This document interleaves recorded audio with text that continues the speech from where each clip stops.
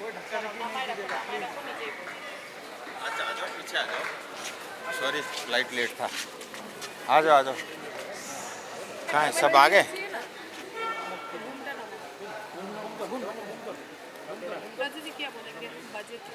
पहले आप सबका स्वागत।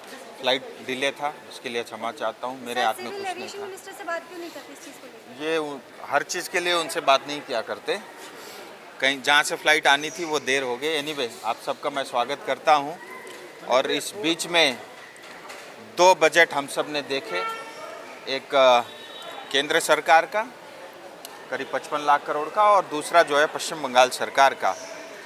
और सबसे पहले आपके माध्यम से मुझे ये जनता को बताते हुए बेहद खुशी है कि इस बार के केंद्रीय बजट में बनारस से लेकर के सीधा सिलीगुड़ी को जोड़ने वाला हाई स्पीड बुलेट ट्रेन की घोषणा हुई है। और ये वास्तव में पूरे नॉर्थ बंगाल के लिए, विशेष करके दार्जिलिंग तराई डूअर्स और हम सब के लिए हमारे अपेक्षा से भी बड़ी घोषणा थी। इसके लिए मैं विशेष तौर पे केंद्र सरकार का, मोदी जी का, रेलवे मंत्री का मैं बहुत आभारी हूँ।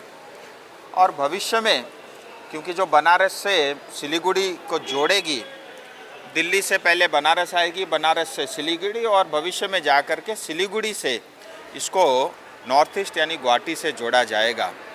और इसमें दूसरे सबसे बड़ी बात जो अपने आप में बहुत ही ऐतिहासिक है कि ये जो चिकन नेक क्षेत्र का 40 किलोमीटर जो है, ये जो बुलेट ट्रेन दौड़ेगी वो अंडरग्राउंड होगा। यानी एक बहुत बड़ी बात है। आज तक जिसको हम चिकन नेक कह रहे थे, अब वो एलिफेंट नेक बनेगा।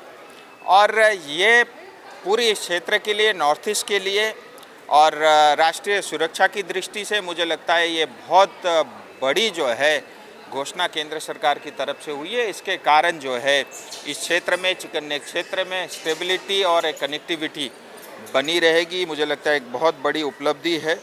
और इसके साथ ही डेडिकेटेड फ्रेट कॉरिडोर जो दानकुनी से लेकर के यानी गुजरात के सूरत तक 1850 किलोमीटर का ये कॉरिडोर होगा, जिसके कारण लॉजिस्टिक सस्ता होगा, व्यापार और वाणिज्य इसके माध्यम से बढ़ेगा।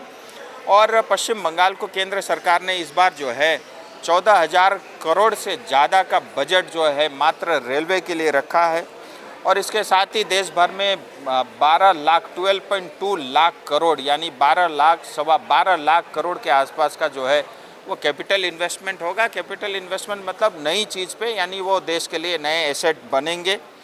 और टूरिज़्म डोमिनेटेड क्षेत्र 20 देश भर में जो है उसको विकसित किया जाएगा। उसके कारण दार्जिलिंग सिलीगुड़ी को लाभ होगा। देश भर में हर ज़िले में जो है गर्ल्स हॉस्टल बनेगा हमारी बहनों के लिए। मुझे लगता है ये बहुत बड़ी घोषणा है। और एमएसएमई को और मजबूत करने के लिए 10,000 करोड़ का फंड जो है इसके लिए एलोकेट किया है। 2047 का विकसित भारत का सपना इस बजट में साफ दिखता है। मैं तमाम चीज़ें तो आपके समक्ष अभी नहीं रख सकता। कल स्वयं जो है गृह मंत्री जो MOS है वो आपके बीच इसके बारे में डिटेल में प्रेस करेंगे। और आज हम सब ने पश्चिम बंगाल का इंटरिम बजट देखा। बजट अपने आप में एक किसी भी राज्य के लिए, देश के लिए एक उत्सव जैसा माहौल रहता है। मैं किसी की उपेक्षा तो नहीं करना चाहता, किसी की बुराई नहीं करना चाहता। मैं जनता के विवेक के ऊपर मैं छोड़ता हूँ कि जो भी पश्चिम बंगाल का जो बजट घोषणा हुआ है वो पश्चिम बंगाल की 10 करोड़ जनता तय करेगी। 4 लाख करोड़ का बजट, और उसमें आपने देखा होगा जो बजट जब भी बनता है एक तरफ इनकम होता है, दूसरी तरफ एक्सपेंडिचर होता है। यानी इनकम जो है 3 लाख करोड़ से कम है और खर्चा जो है 4 लाख करोड़ से ज़्यादा है। ऑलरेडी पश्चिम बंगाल का कर्जा 7.75 लाख करोड़ यानी करीब करीब 8 लाख करोड़ के आसपास है। और इस बार सरकार ने बताया है कि 1,03,000 करोड़ रुपये अतिरिक्त बोरो करेंगे, यानी लोन लेंगे, कर्ज लेंगे। इसके कारण जो है 9 लाख करोड़ का कर्जा होगा। CPM के समय 2011 में ये कर्जा 1,90,000 करोड़ था, यानी 2 लाख करोड़ से कम था। आज जाकर के 9 लाख करोड़ रुपया बना है ममता दीदी के राज में। और इससे भी बड़ी बात कि 4 लाख करोड़ के खर्चे जो बता रहे हैं बजट में, उसमें से 54,000 करोड़ रुपया सिर्फ जो डेट है, जो लोन है, जो कर्जा है, उसकी रीपेमेंट के लिए खर्चा आ रहा है। और यानी 25% जो टोटल बजट का पार्ट है 1 लाख करोड़ से ज़्यादा, वो नए लोन और कर्ज से आएगा। ये इस बजट की मुझे लगता है बहुत बड़ी चीज़ दो देखने लायक थी। 2-3 चीज़ें मैं कहना चाहूँगा। हाल ही में सुप्रीम कोर्ट ने, ऑनरेबल सुप्रीम कोर्ट ने डीए को लेकर के बड़ी घोषणा की है। जो 20 लाख से ज़्यादा सरकारी कर्मचारी हैं जिनको समय पे तनख्वाह और बोनस नहीं मिलता, और डीए तो दूर की बात थी, उनकी बहुत बड़ी विजय हुई है। लेकिन इस पूरे बजट में 20 लाख से ज़्यादा जो हमारे एम्प्लॉय है उनको मार्च से पहले उनका 25% बकाया देना है, उसकी कहीं भी जो है जानकारी इस बजट में नहीं थी। अब मुझे लगता है सुप्रीम कोर्ट के कहने के बाद भी ये मिलेगा, इस पे मुझे आशंका है। और दूसरी बात, आशा वर्कर की डिमांड थी कि 15,000 रुपये उनका ऑनरियम होना चाहिए, और मुझे लगता है उनके साथ धोखा और उपेक्षा हुई है। 1,000 रुपये मात्र उनको लेकर के बढ़ाया गया है। युवाओं को रोजगार के लिए, यानी पश्चिम बंगाल में जिसको हम युवा कहते हैं, 2.25 करोड़ से ज़्यादा उनकी संख्या है। मुझे लगता था कि उनको लेकर के कोई बड़ी घोषणा होगी, लेकिन उसमें भी निराशा हाथ लगी। जहां एक तरफ 10 लाख से ज़्यादा जो है सरकारी पोस्ट वैकेंट खाली है, उसकी भर्ती को लेकर के कोई घोषणा नहीं थी। पढ़े लिखे होनहार युवाओं के लिए मुझे लगता है उनके स्वाभिमान के ऊपर में एक गहरी चोट है। 1,500 रुपया पढ़ाई के बाद उनको दे करके उनको घर में बिठाया जाएगा, यानी नई इंडस्ट्री और नए रोजगार सृजन के लिए किसी तरह की इसमें घोषणा नहीं थी। और एक बार फिर नॉर्थ बंगाल के उपेक्षा हुई है, और ये आंकड़े साफ बताते हैं। नॉर्थ बंगाल डेवलपमेंट बोर्ड को 900 करोड़ रुपया, जबकि इंडस्ट्री से लेकर के कॉमर्स को मात्र 1,400 करोड़ रुपया, और मदरसा के डेवलपमेंट के लिए जो है 5,713 करोड़ रुपया। ये पश्चिम बंगाल सरकार के बजट के कुछ आंकड़े थे, मैंने आपके समक्ष रखा। मैं फिर कहना चाहता हूँ, आज के दिन में मैं किसी की बुराई या उपेक्षा नहीं करना चाहता, लेकिन ये जनता तय करेगी इस बजट के बाद। राजू जी, 3,000 रुपये भी तो दे रहे, 1,500 रुपये भी तो मिल रहे हैं, 500 रुपये तो बढ़ाया गया है। लकी भंडार में जो 500 रुपये बढ़ाए हैं, उससे लगता है वोट बैंक पे फर्क पड़ेगा?